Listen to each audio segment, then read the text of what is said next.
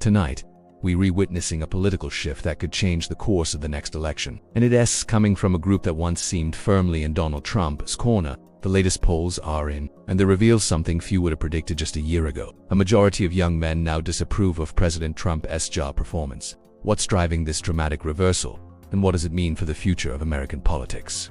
Let's break it down. Welcome, I'm Leo, and this is your in-depth look at the numbers, the stories, and the real-life struggles behind this headline. For years, Donald Trump's brash, unapologetic style resonated with many young men. He was the anti-establishment outsider, the guy who said what others wouldn't, who seemed to break all the rules and get away with it. Online communities sometimes called the manosphere, seeing in Trump a kind of rebellious spirit that matched their own frustrations with the system. But now, the data tells a different story. According to a recent poll, nearly 60% of young men in their 20s and 30s, they disapprove of the way President Trump is handling his job.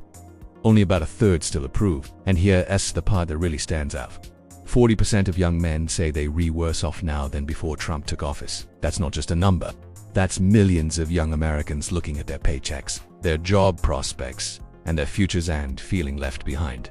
So, what's changed? For a long time, Trump's appeal was about more than policy. It was about attitude. He was the guy who told it like it is, who didn't care about political correctness, who seemed to stand up to the elites. Influential voices like Joe Rogan, who commands a massive following among young men, once gave Trump a platform and even some praise. Comedians like Andrew Schultz, who built their brands on pushing boundaries, talked about how Trump let people say what they wanted, how he embodied a kind of freedom that felt refreshing in a world of rules and restrictions. But as the months have gone by, real life has started to intervene. The economy, once touted as Trump's greatest achievement, has hit a rough patch. The job market is tough, especially for young people just starting out. If you're a recent college graduate, you know exactly what I'm talking about. This summer is shaping up to be one of the hardest times in years to land that first job. Companies are cutting back, hiring less, and the uncertainty is everywhere.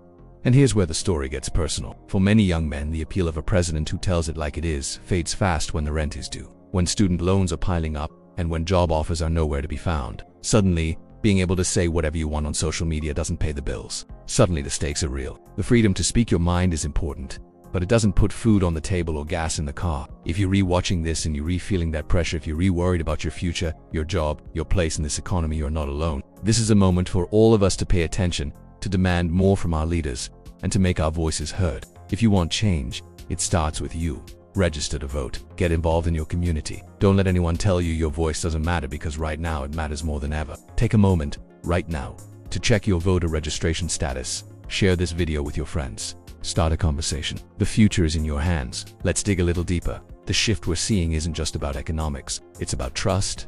It's about promises made and promises broken. For years, young men were told that things would get better, that the economy would boom, that opportunities would be everywhere.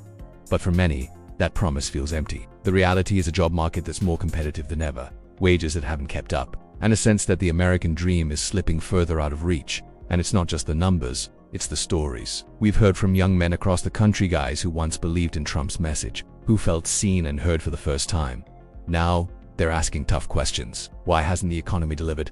Why are so many struggling to get ahead? Why does it feel like the system is rigged against them? This isn't just a political story, it's a generational one. It's about what kind of country we want to be. Do we want leaders who talk tough, or leaders who deliver real results? Do we want rhetoric, or do we want action? If you're frustrated, if you're angry, if you're ready for something different, now is the time to act. Talk to your friends, share your story, reach out to your representatives, and most importantly, show up at the polls. Your vote is your power. Use it. As we wrap up tonight, remember this: change doesn't happen overnight, but it does happen when people come together, when they demand better, when they refuse to settle for less. The numbers are clear. Young men are sending a message. The question is, will our leaders listen? Thank you for joining us for this special report. If you found this conversation important, share this video, subscribe for more in-depth analysis, and let us know your thoughts in the comments below. What do you want to see from your leaders? What issues matter most to you? Your voice is the future. Don't let it go unheard. I'm Leo. Stay informed, stay engaged, and remember, the future is in your hands. Good night.